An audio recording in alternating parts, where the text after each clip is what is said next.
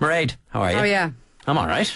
I had a landlady that did that once. Did you? Yeah. What did you do? Left. You see, this is the thing. No, Angry in Dublin doesn't want to leave. They like the apartment. She won't change. No, she won't, will she? No, when she's had apartment, she's doing it all the time. Yeah. So one more tenant isn't going to kind of change her mind on what she does. Absolutely. No, Yeah. you don't reckon that superimposing the picture on... You never know, she might get a fright. Absolutely. I know what you're up to. Or just leave notes. I Yeah. know what you're up Yeah, to. yeah. Stay out of the fridge. Don't touch stuff. Leave me alone. Anyway, the A to Z of keeping chickens. Yeah, an awful lot of people are doing it nowadays. They're keeping a couple of hens in the backyard, and you know, you don't need an awful lot of space, and they're a great company. You could spend absolute hours watching it because there's a pecking order. I mean, the word pecking order that we use kind of comes from hens and poultry. Actually, sorry, just treat me as a total ignoramus when it comes to anything that isn't to do with concrete. Absolutely. So, explain, what do you mean? Like, what does that mean, the pecking order? Well, I tell you, when I was growing up at home, we always kept an awful lot of free-range hens, about 500 of them. And Thursday night was kind of egg night, where we had to clean all the eggs and count them and put them into buckets and baskets and bring them into the local supermarket. And in exchange, we used to buy the groceries. Okay. But we didn't just keep the hens, like they were there and they paid for the groceries every single week. But we also kept like guinea fowl, which, you know, and my mother always said, they say, go back. And if you listen to these little guineas, that's the way they talk. They kind of, you know, that's the sound they make. We used to keep silky banties, which are white, with lovely like blue feet and blue combs, and they're really silky kind of feathers and gorgeous little things. And actually, it's my birthday today. And whoa. Yeah. Happy birthday, Mairead Lavery. Yeah. And on my 18th birthday, my mother gave me that's 3 years ago. Yeah, 3 pea eggs. You know, pea hen eggs, and we had a hen hatched them out, and she produced Charlie, who was a peacock. And Charlie was absolutely mad about his mother. He loved her. He never moved from her side. And she was a real broody hen, and a broody hen is a hen that likes nesting and kind of bringing out a clutch or whatever. And unlike sheep or cows or anything like that, she'd rear anything, you know, from a peacock, baby chicks, baby ducks. But the second year anyway, she hatched out a clutch of baby ducks, and she'd kind of gone away Peter couldn't find her for ages, and he was frantic. And then when he did find where she was nesting, he used to bring her snippets of food and kind of stand over her. And we had a little stream at the end of the yard, and when the ducks hatched, of course, the first thing the ducks wanted to do was head for water. Yeah. And hens don't like water, and peacocks don't like water. And there'd be mother hen and Charlie the peacock flapping like mad when the ducks were running around in the water. So it was really, really funny. But when Peter kind of got mature... It's like a Hans Christian Andersen story, this. But when Peter got mature, we got him a wife, you know, Patricia. And this is actually all true. But poor Patricia, when it came to being fed, Peter and his mother were first in the pecking order. They ate first. Everybody else had to stand back. The ducks came second. They were able to barge their way in, them and the geese. Then it was the banties, which are kind of like smaller chickens, smaller hens, kind of different breed, they're lighter and smaller. And poor Patricia was always last. She was the very last one to be fed. And there was an absolute pecking order there. And if you wanted to see it in action as to kind of who were the superior fowl on the farm, you only had to throw out a couple of handfuls of feed and watch who came first and who was allowed to eat it first. And I can tell you, if poor Patricia tried, she was put to the back of the But how? Like, just like... Peck. I mean, and you know, chickens are pretty, can be pretty violent. Yeah. This idea that they're all absolutely perfect, they can literally bully, and they can hen peck. You know, we say those words and we don't think of what the meaning is. But pecking order and hen peck, they can literally peck another animal, another chicken to death. They can go for them and start, you know, at them. And, you know, often what people do with a lot of hens is they clip their beaks so that can't happen, because it is very violent when you see it. What happened to Charlie and Patricia? Poor, Patricia died of old age. Okay. But poor Charlie got avine TB, which on a dairy farm was very, very difficult. And he used to go to the highest tree, and I had 2 little sisters, and he'd come down. They couldn't go outside at all because he'd swoop down on their shoulders.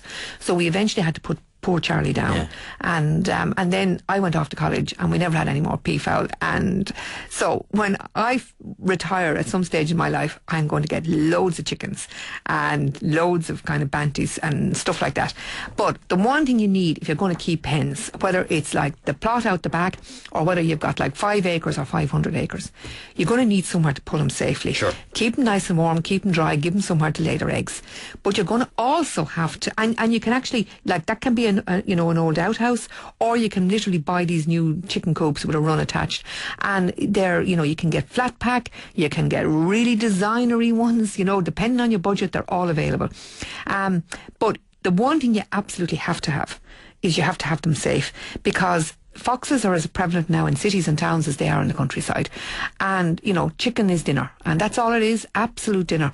And there's a lot of kind of, if you have a run for chickens, the best one is to kind of attach one to the little house that they're in. How big does a run have to be? About 2 square feet per chicken is what's kind of recommended. So it doesn't actually have to be too big. So even if you had, like, urban living and you have a tiny little yard at the back, potentially you could. Yeah, well, they like to be able to scratch away in a bit of grass or in a bit of kind of dry soil. There's really, like, they love a dust bat. And, if you had a dry ditch or somewhere like that, or under a hedge where they can actually kind of scratch away. Yeah. But at night they need to be safe, because foxes will get in. They're able to eat through or gnaw through, any ordinary kind of chicken wire. So you need the very best, strongest chicken wire you can get. And I've just remembered. You were one of the times I've presented Moncrief. This very question came in about chicken wire. Yeah, about that's high grade. High grade. High grade. The standard chicken wire. When you're going out to your hardware store, look for high grade chicken wire, very strong. And then you also need to get out your spade, and you need to get it down 18 inches underneath the ground level, because the foxes dig the wire will dig. Down. You need to dig the wire down, and you need to build it right down, because foxes will go underneath it, and it is appalling to see what can happen. Weasels can also get in, but it's just appalling to see a house full of feathers and maybe 1 or 2 scared hens that have been badly damaged there, and the rest of them all gone or dead. Mairead Dwyer's been in touch on Twitter to say that chickens smell, shouldn't be allowed up in built up areas. Well, I mean, chickens shouldn't. If chickens smell, it's because they're not being cleaned out and they're not being kept clean. I mean, and if you're not going to have clean chickens, you're going to have sick chickens, because there is that build-up of gas if you don't keep the coop cleaned. And I mean, that's what you have to do. And if you have to clean it out every day or two, that's what you have to do. They will smell if you leave it all gather. And if you start putting bedding, which can be straw bedding or wood shavings or something like that, in on top of, existing bedding. Get it out, put it into the wherever your grass clippings are, or maybe, I don't know whether you can sell it. I don't know exactly, because I'd be generally dealing with farmers, and they have a lot of space, so it's not really an issue.